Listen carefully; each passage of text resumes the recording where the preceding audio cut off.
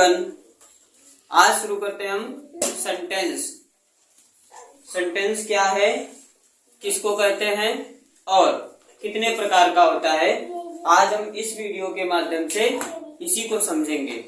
और हमने इसके पहले आपके लिए एक डेफिनेशन लिख रखी है, ठीक है, और इस डेफिनेशन को कैसे समझना है ये भी हम आपको बताएंगे। यहां पर लिखा हुआ है a sentence is a group of words which gives A complete sense. अच्छा, इसमें अब इस पूरी डेफिनेशन में क्या कह रहा है, इसका कहने का मतलब है एक वाक्य जो होता है वो ग्रुप होता है, किसका? शब्दों का ग्रुप होता है। विच मतलब जो, गिव्स ए कंप्लीट सेंस, सेंस का मतलब होता है अर्थ या मीनिंग या भावार्थ। सेंस का मतलब है अर्थ, ये पूरा एक अर्थ देता है। तो इसकी जो पूरी डेफिनेशन है, इसको हिंदी में हम क्या कहेंगे, एक ऐसा शब्द समूह जो पूरा होकर या अपने निश्चित क्रम के अनुसार जुड़कर क्या देता है, एक मीनिंग देता है, ठीक है, उसी को हम कहते हैं सेंटेंस। अच्छा, ये कैसे बनता है? ये इन दो चीजों से बनता है। सबसे पहले एक अल्फाबेट होता है, और जब दो अल्फाबेट जुड़ते हैं तो वहां पर एक शब्द बनता है, ये वाला। और हम इसको भी साथ में लेके चल रहे हैं, जिसमें हमने बताया था कि पार्ट्स ऑफ स्पीच मतलब शब्द के भेद या शब्द कितने प्रकार के होते हैं। हम इसको भी साथ में पढ़ ही रहे हैं, अब हम इसको भी पढ़ रहे हैं, इसके ऊपर हम बात कर रहे हैं, ठीक है। वर्ण तो हम आपको कभी हिंदी की क्लास में या हिंदी की क्लास वाले में हम आपको बताएंगे कि वर्ण मतलब अक्षर क्या होता है, कितने प्रकार का होता है और कौन सी लैंग्वेज में कितने अक्षर होते हैं, ठीक है। ये कंप्लीट इस वाले में पढ़ेंगे। लेकिन अभी हम वर्ड, शब्द, ये तो हम पढ़ ही रहे थे। वर्ब, एडवर्ब, नाउन, प्रोनाउन, दुनिया भर का जितना भी वो 8 स्पीच हैं, वो 8 प्रकार के जो वो शब्द हैं, वो शब्दों के रूप हैं, 8 प्रकार के शब्द होते हैं। अब हम वाक्य को पढ़ रहे हैं, वाक्य कितने प्रकार का होता है, तो हम ये देखेंगे कि सेंटेंस कितने प्रकार का होता है।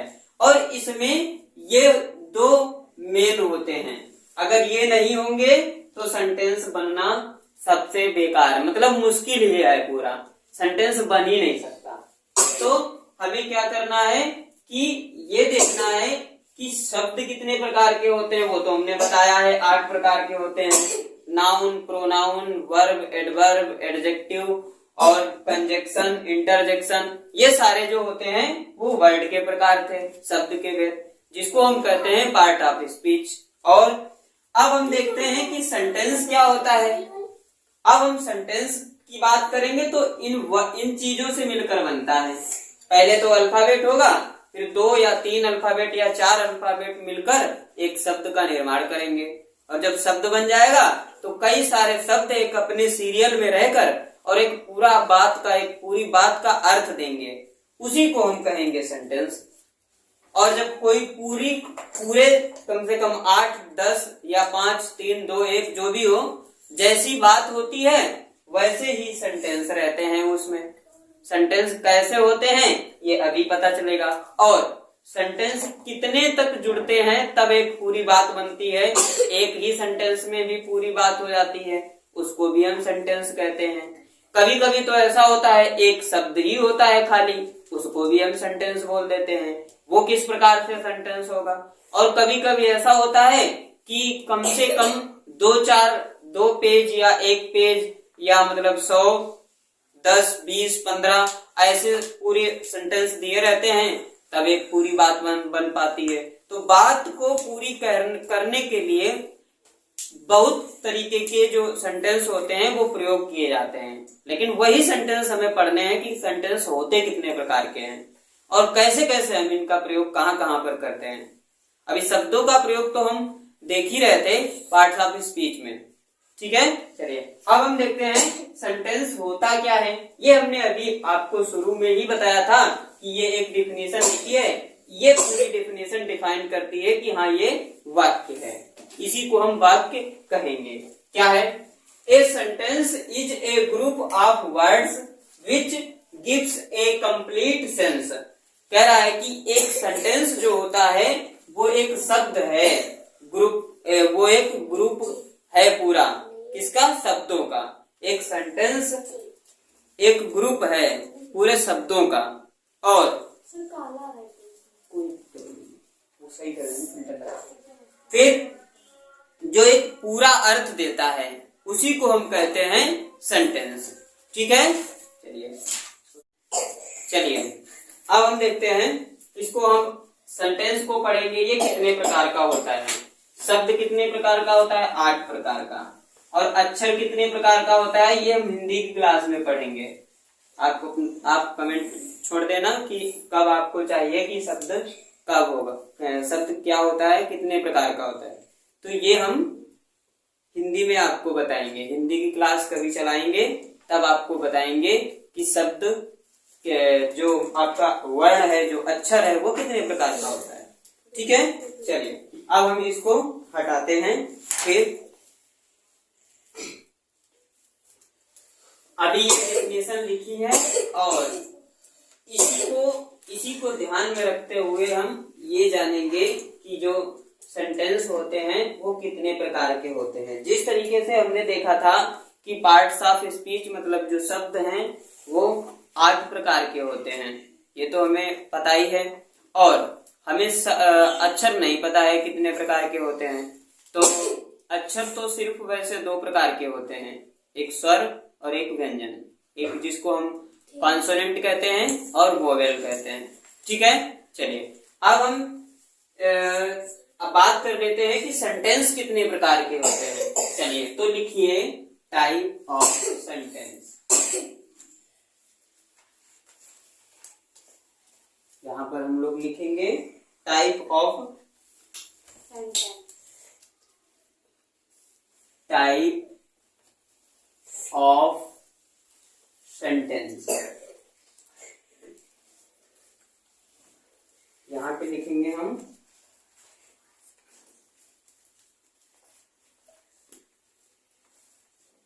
वाक्य के प्रकार या वाक्यों के प्रकार, वाक्यों के प्रकार। सबको दिख रहा है? क्लियर? Yes sir. चलो अब देखते हैं ये कितने प्रकार का होता है। तो पहला हम लिखते हैं, पहला है असर्टिव सेंटेंस। असर्टिव, ASSERTIVE,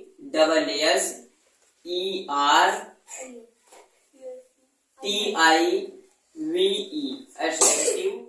और इसी को हम कह देते हैं स्टेटमेंट। स्टेटमेंट भी इसको बोलते हैं, मतलब एकदम बिल्कुल साधारण स्टेटमेंट। और इसी को हम कहते हैं डिक्लेरेटिव, DECLARATIVE,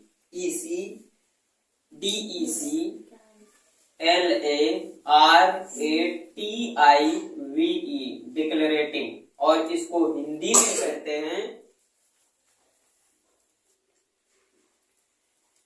इसको हिंदी में कहते हैं कथनात्मक। कथनात्मक, कथनात्मक, कथनात्मक, कथनात्मक वाक्य। ठीक है। इसको कहते हैं कथनात्मक वाक्य। स्टेटमेंट का मतलब होता है कि जैसे हमने कोई आपसे एक बात कही, ठीक है, हमने आपसे एक बात कही और वो हमने बिल्कुल सीधे साधारण भाषा में कह दी, ना तो उसमें कोई ना मनाही है और ना ही कुछ है। हमने क्या किया, आराम से उसको स्वीकार कर लिया, तो इसको हम कहते हैं, ठीक है। अब इसी को हम कहते हैं स्टेटमेंट। ठीक है, चलो आगे। आगे दूसरा दिया है इंट्रोगेटिव। दूसरा है इंट्रोगेटिव, INTERROGATIVE,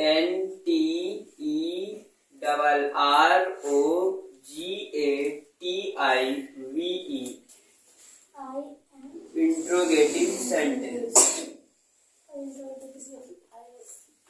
इसको कहते हैं प्रश्न सूचक या प्रश्न सूचक वाक्य। प्रश्न सूचक शब्द, अरे प्रश्न सूचक वाक्य।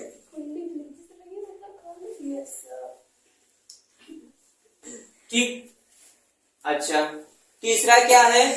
तीसरा है, इसका मतलब क्या है? जैसे हमने किसी से कोई सवाल किया, जैसे क्या आप पेन लाए हैं, क्या आपके पास पेन है, क्या आपके पास गेंद और बल्ला है, तो जो हम पूछ रहे हैं इसी को कहते हैं इंट्रोगेटिव। और इंट्रोगेटिव में दो टाइप होता है, एक तो शुरू में ही पूछता है कि क्या शब्द जो होता है वो शुरू में दिया होता है, लेकिन किसी किसी में बीच में दिया रहता है तो उसमें रीजन पूछता है, कहता है आप पेन क्यों नहीं लाए। तो इसका मतलब है अब यहाँ पर रीजन की बात कर रहा है कि क्या कारण है कि आप पेन नहीं लेकर आए। ठीक है, तो इसी को कहते हैं कि ये होता है हमारा प्रश्न सूचक शब्द, प्रश्न सूचक वाक्य, जिसको इंट्रोगेटिव सेंटेंस कहते हैं। और ये दो तरीके का होता है, एक तो शुरू में प्रश्न पूछता है और दूसरा बीच में भी रीजनेबल पूछ देता है। या कोई सेंटेंस कह रहा है कि आपने अपना काम क्यों नहीं किया, आपने काम तो नहीं किया है, और साथ ही साथ वो बीच में रीजन भी पूछ रहा है कि क्या कारण है जो आपने काम नहीं किया। ठीक है, तो इसी को हम कहते हैं इंट्रोगेटिव सेंटेंस। अब तीसरा है इंपरेटिव सेंटेंस। तीसरा है आपका imperative sentence, IMPRETIVE, imperative sentence. हाँ जी, 3 नंबर पे इंपरेटिव सेंटेंस। इसका मतलब क्या है? इंपरेटिव सेंटेंस का मतलब ये है कि यहाँ पर ये कहता है आदेशात्मक, मतलब किसी को आदेश दिया जाता है कि जाओ, यहाँ आओ। ये सारे आदेश वाले हैं, आदेश सूचक वाक्य, आदेश सूचक वाक्य। और ये हमारा हो गया तीसरा। अब इसका मतलब क्या है? जैसे हमने कहा पढ़ो, एक ही शब्द में हमने पूरी बात कह दी, तो आपको क्या करना है? आपको हमने एक ऑर्डर दिया है, आदेश दिया है कि पढ़ो। ठीक है, हमने कहा दो, मतलब हम आपसे कुछ मांग रहे हैं, तो ये हम रिक्वेस्ट भी कर सकते हैं, please give me 1 glass of water, कृपया मुझे 1 गिलास पानी दीजिए। तो इसको कहते हैं हम रिक्वेस्ट करना। रिक्वेस्ट करना का मतलब होता है निवेदन करना। और जैसे किसी भी डॉक्टर के पास हम जब जाते हैं तो वहां पर डॉक्टर जो होता है वो हमें आदेश नहीं देता है, वो हमें एडवाइस देता है, सलाह देता है।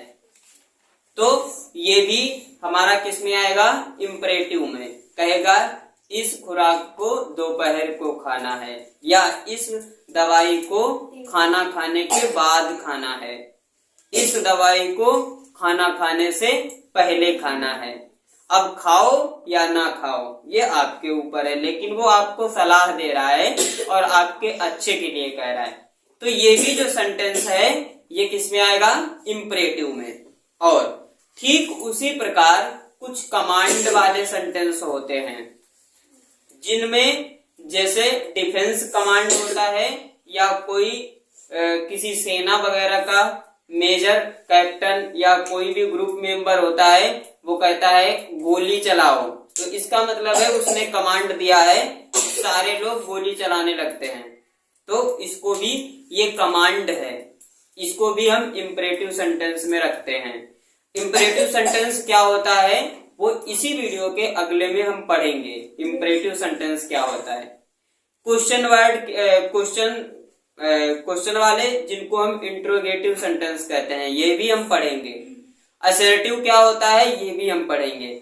और अभी तक हमने 3 प्रकार के सेंटेंस को देखा है। अब 4 नंबर में क्या है, 4 नंबर में है ऑप्टेटिव सेंटेंस। ऑप्टेटिव, OPTATIVE,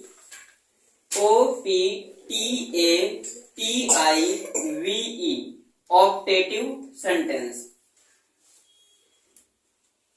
अभी हम आपको सिर्फ एग्जाम्पल ही बता रहे हैं और इसमें क्या होता है, कैसे सेंटेंस होते हैं, बस इतना ही बता रहे हैं।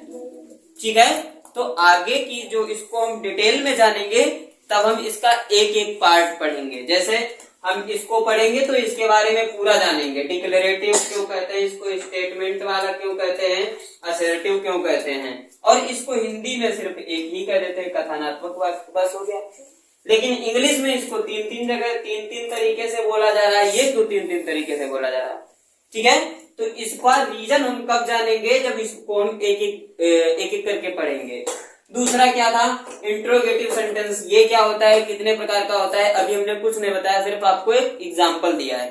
फिर ये इसमें भी हमने आपको एग्जाम्पल दिए हैं कि जो वाक्य होते हैं वो इस तरीके से होते हैं।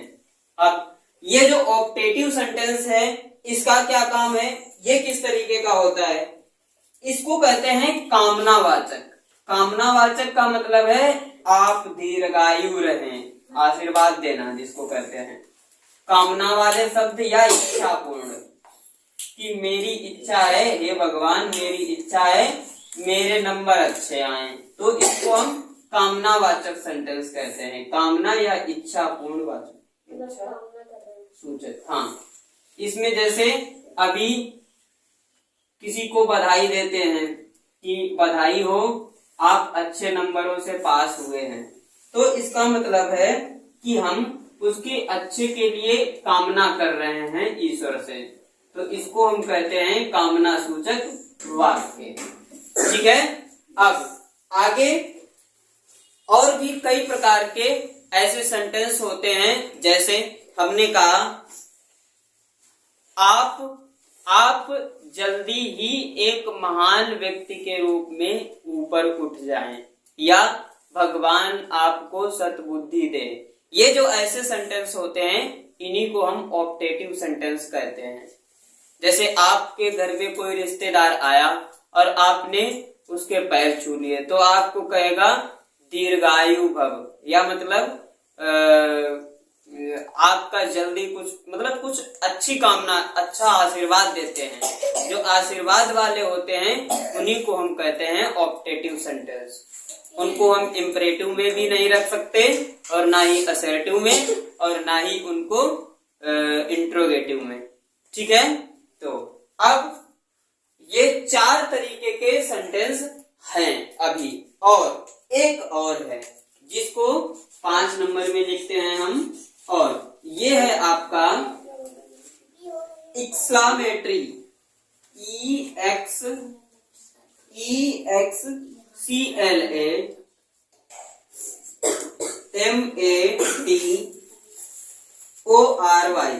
Exclamatory sentence.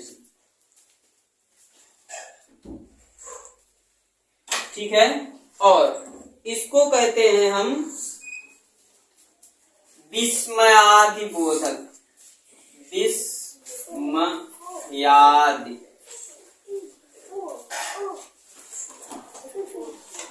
बोधक या सूचक एक ही बात है, विस्मयादिबोधक। विस्मयादिबोधक वाक्य।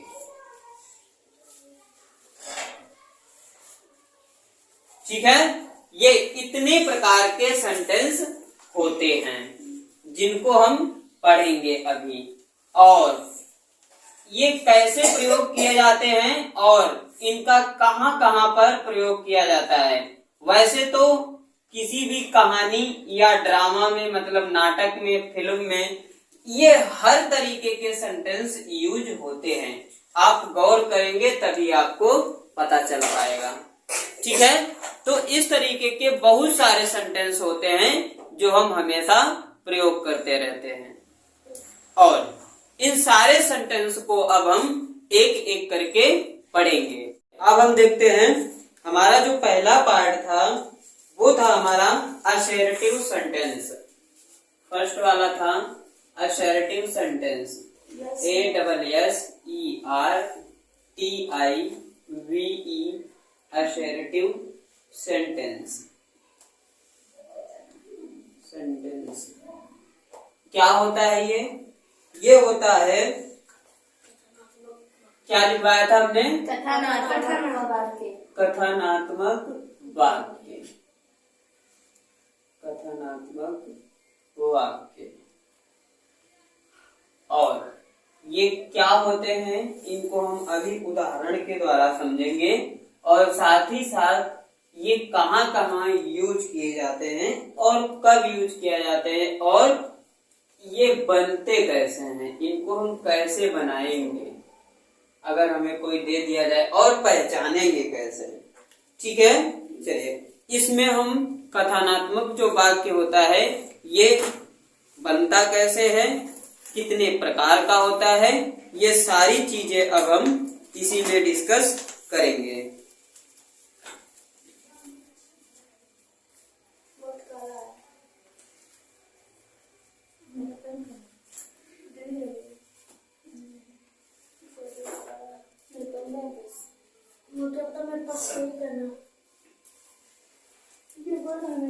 मिलता है मुझे आज वर्ड मिला, देखो अच्छा लगता है। क्या बात है, सर इसको मजा ना लेना।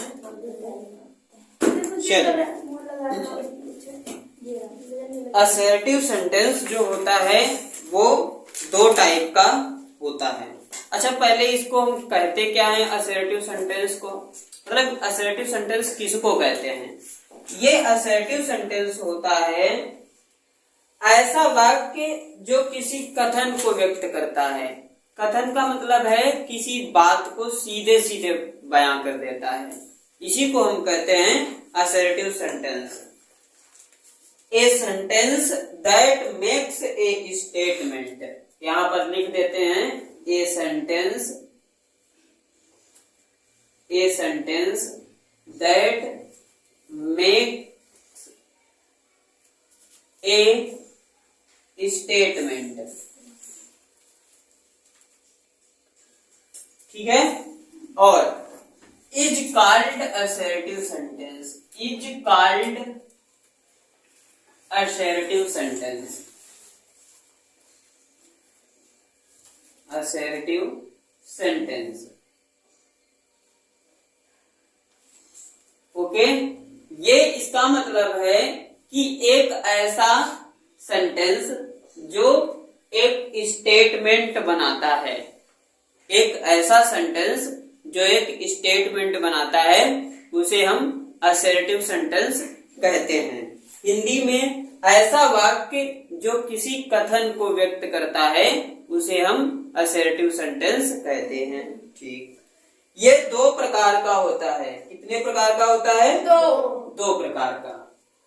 ये पहला प्रकार है इसका, वो है हमारा अफर्मेटिव, और ये सबको पता भी होगा, बहुत सारे लोग इसको जानते भी होंगे। AFFIRMATIVE, affirmative. दूसरा क्या होता है? दूसरा होता है निगेटिव, NEGATIVE, निगेटिव। ठीक है, ये हमारे पास दो प्रकार का होता है। पहला होता है अफर्मेटिव और दूसरा निगेटिव। और इनको हिंदी में, इसको तो हिंदी में कहते हैं स्वीकारात्मक, इसको अफर्मेटिव को मतलब किसी भी बात को मान लेना, मतलब जो चीज बोली जाए उसको वैसे ही मान लेना स्वीकारात्मक कहलाता है, स्वीकारात्मक। और ये जो निगेटिव होता है ये सभी जानते हैं, इसमें नकारात्मक होता है। मतलब कोई भी काम, कोई भी सेंटेंस बोला जाएगा तो उसका अर्थ एकदम विरुद्ध में होगा, मतलब किसी के अगेंस्ट में। जैसे मैंने कहा यह गाय सफेद नहीं है, तो कोई ये सोच रहा होगा कि ये गाय सफेद है, लेकिन मैंने क्या कह दिया, मैंने कहा कि यह गाय सफेद नहीं है। तो इसका मतलब है हमने यहाँ पर निगेटिव वाला यूज किया है, तो इसी को हम कहते हैं निगेटिव। और ये किसमें आता है, हमारा असर्टिव सेंटेंस में, जिसको हम कथनात्मक वाक्य कहते हैं। ठीक है। Yes, कथनात्मक में दो आता है, एक होता है अफर्मेटिव जो स्वीकार कराता है, जैसे हम कह दें हमारी शर्ट का कलर लाल है, तो अगर मेरी शर्ट का कलर लाल है तो आप मान जाएंगे कि हाँ आपके शर्ट का कलर लाल है। और अगर मैं कहूँ मैं शर्ट पहन रखी है व्हाइट और मैं कहूँ मेरे शर्ट का कलर पीला है, तो आप मानोगे ही नहीं। क्यों? क्योंकि मैंने सफेद शर्ट पहनी है और हम कह रहे हैं कि मेरी शर्ट का रंग पीला है, तो ये तो नकारात्मक हो गया, मतलब यहाँ पर मानने वाली कोई बात ही नहीं है। तो हम स्वीकार तो कर ही नहीं रहा है जो सामने वाला है, तो फिर वो क्या कर रहा है, नकार रहा है, मतलब उसके विरुद्ध काम करवा रहा है, उल्टा बता रहा है उसको।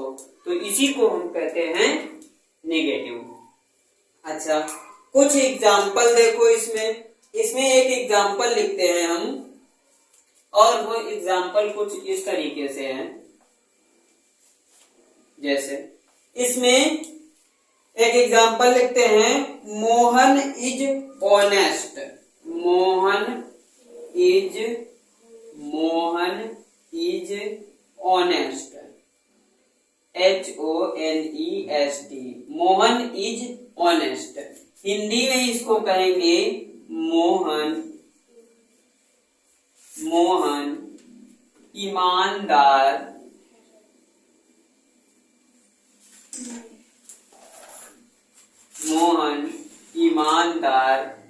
है।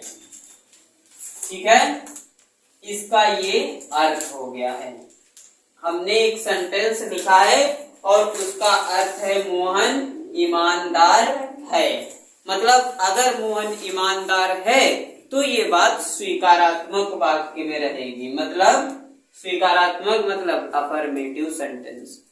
ठीक है। अगर इसी की जगह पर हम कोई और एक उदाहरण ले लें, जैसे एग्जाम्पल 1 इसको कर दो, इसको एग्जाम्पल 2,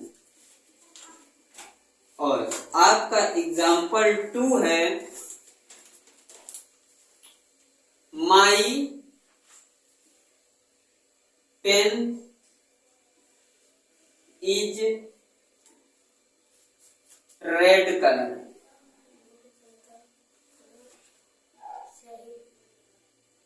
इसका अर्थ क्या हुआ?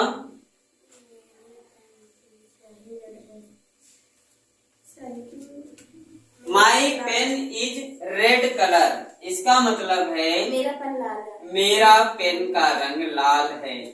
मेरे कलम का रंग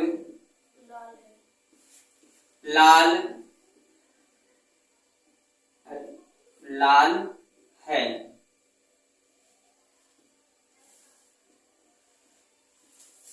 ये इसका हिंदी अर्थ हो गया। अब अगर मेरे पास एक पेन है और उसका वास्तव में कलर लाल है तो सामने वाला मान जाएगा। तो इसी को हम कहते हैं, क्या कहते हैं? अफर्मेटिव सेंटेंस, स्वीकारात्मक। इसमें कोई नकार नहीं रहा है, कोई मना नहीं कर रहा है, कोई विरोध नहीं कर रहा है। ठीक है। आगे निगेटिव क्या होता है? तो निगेटिव का एग्जाम्पल हम देते हैं। निगेटिव का एग्जाम्पल ये रहा, एग्जाम्पल 3 जो निगेटिव में रहेगा। ये है his car is not white colour.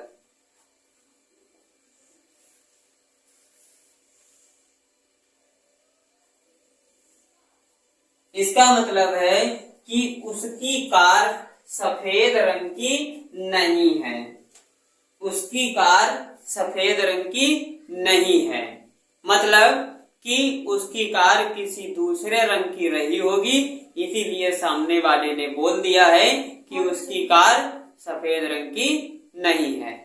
तो इसका मतलब है कि यहाँ पर जो नॉट दिखा रहा है ये नकारात्मक का एग्जाम्पल है।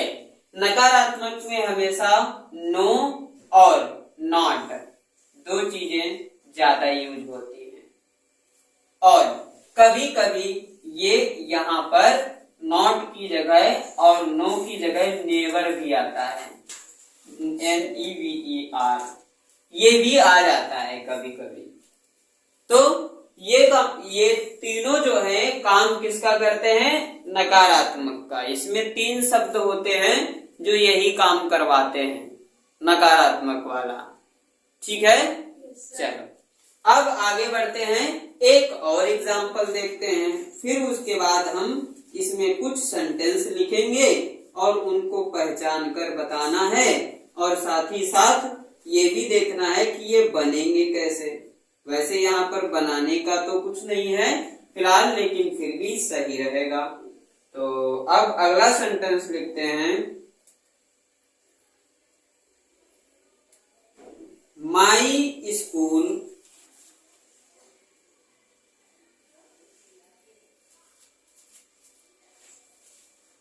Is not opening, OPENING, my school is not opening in nowadays. इसका मतलब है कि मेरा स्कूल इन दिनों में नहीं खुल रहा है, मेरा स्कूल इन दिनों में नहीं खुल रहा है। अगर मेरा स्कूल खुलता तो हम ये बात कहते ही नहीं। ठीक है, तो यहाँ पर ये मेरा स्कूल जो है वो नहीं खुल रहा है, इसीलिए यहाँ पर ये निगेटिव है। ठीक है, चलिए सर क्या कहते हैं, ये मेरी बिल्डिंग में घंटी थी ना, पोज करें, पोज करें, बहुत कर रहा है। चलिए कोई बात नहीं, सही हो जाएगा, कोई दिक्कत नहीं है। चलिए अब हम थोड़ा सा सेंटेंस लिखते हैं और उनको बनाकर भी देखते हैं। जैसे पहला लिखा है हमने कि वह स्कूल रोज जाता है, वह स्कूल रोज जाता है। अब जाता है या नहीं जाता है हमें नहीं पता है। और दूसरा है वे खेलने नहीं जाते हैं। ठीक है, और अगला है तीसरा, तुम चाय पीते हो।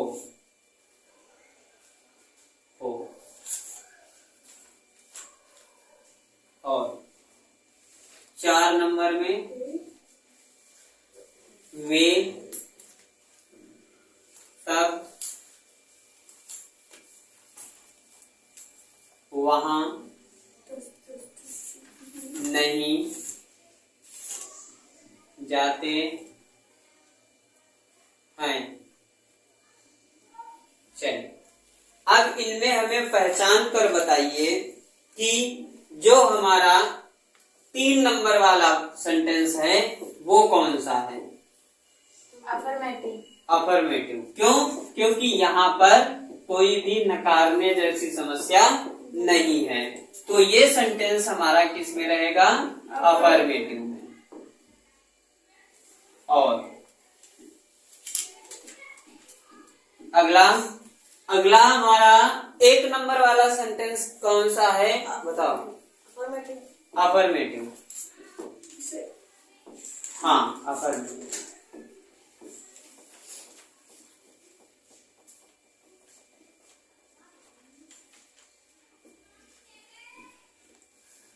मधु बताओ 4 नंबर वाला सेंटेंस। अफर्मेटिव। हाँ, अफर्मेटिव, निगेटिव। अफर्मेटिव नहीं है, क्यों? क्योंकि इसमें नॉट का यूज दिया है और हमने बताया था नॉट, नेवर और नो ये किस में आते हैं? नेगेटिव। निगेटिव। NEGATIVE, negative. और दूसरा वाला नेगेटिव। दूसरा वाला भी निगेटिव।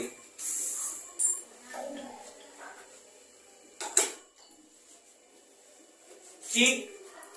और चलिए आगे देखते हैं हम।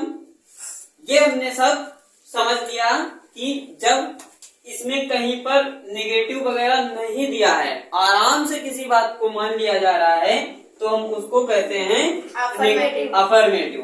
वो हमारा अफर्मेटिव में रहता है। ठीक उसी प्रकार अगर किसी सेंटेंस में बीच में ये आ जाए, नहीं शब्द अगर आ जाता है या कभी नहीं आ जाता है, तो फिर उसको हम निगेटिव कहते हैं। फिर उसके बाद ये तुम चाय पीते हो, अगर तुम चाय पी रहे हो तभी तो कोई बोल रहा है, तो इसका मतलब है कि ये भी हमारा किस में रहता है? अफर्मेटिव। और 4 नंबर में वे सब वहां नहीं जाते हैं, तो इसका मतलब है कि वे लोग वहां नहीं जाते होंगे, इसीलिए लिखा गया है यहाँ पर, तो ये क्या हो गया?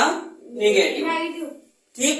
अब हमें समझ में आ गया कि असर्टिव सेंटेंस जो होता है, जो हमारा कथनात्मक वाक्य है, वो क्या रहते हैं कि एक सेंटेंस होता है जो एक स्टेटमेंट बनाता है और उसी को हम क्या कह देते हैं? Assertive sentence.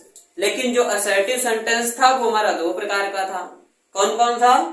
अफर्मेटिव और निगेटिव। ठीक है। अब हम आगे बढ़ते हैं। हमने आपको दूसरा सेंटेंस कौन सा लिखवाया था? दूसरा सेंटेंस कौन सा था? My school is not opening in nowadays. नहीं, दूसरा सेंटेंस का टाइप कौन सा था? सेंटेंस। हाँ, इंट्रोगेटिव सेंटेंस।